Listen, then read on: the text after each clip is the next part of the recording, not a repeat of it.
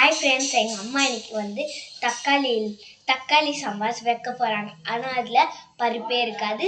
வாங்க நம்ம போயிட்டு பார்க்கலாம். ஃப்ரெண்ட்ஸ், நம்ம இப்போ ஸ்டவ் ஆன் பண்ண போகிறோம்.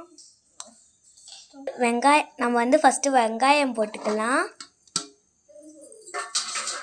அப்புறம் தக்காளி போட்டுக்கிட்டு அது கூட கொஞ்சம் மிளகாவும் போட்டுக்கலாம்.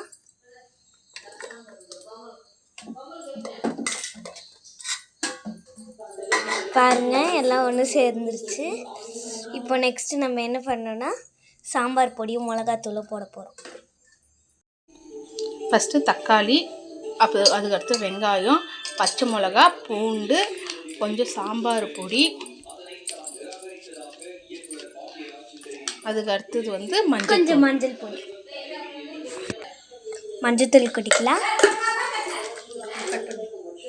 தண்ணி ஊற்றிட்டு குக்கரை மூடி விசில் போட்டுடலாம்.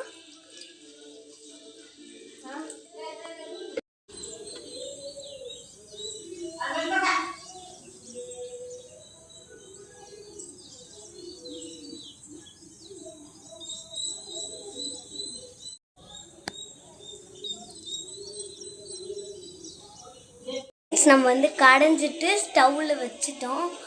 ஆனால் கடைஞ்சதை நம்ம ஸ்டவ்வில் வைக்கலை. இப்போ நம்ம எண்ணெய் ஊற்றிக்கலாம். உங்களுக்கு தேவையான அளவுக்கு எண்ணெய் ஊற்றிக்கோங்க.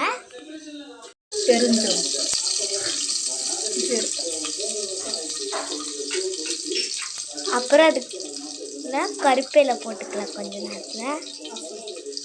இப்போ நம்ம கருவேப்பிலை போட்டுக்கலாம். இப்போ நம்ம இந்த சாம்பார் ஊற்றிக்கலாம்.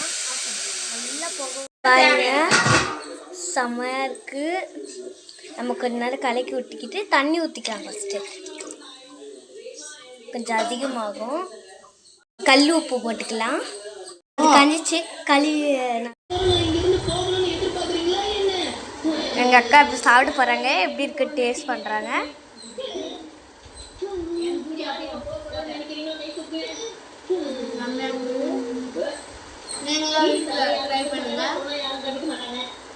எல்லாரும் ஊற்றிட்டோம்.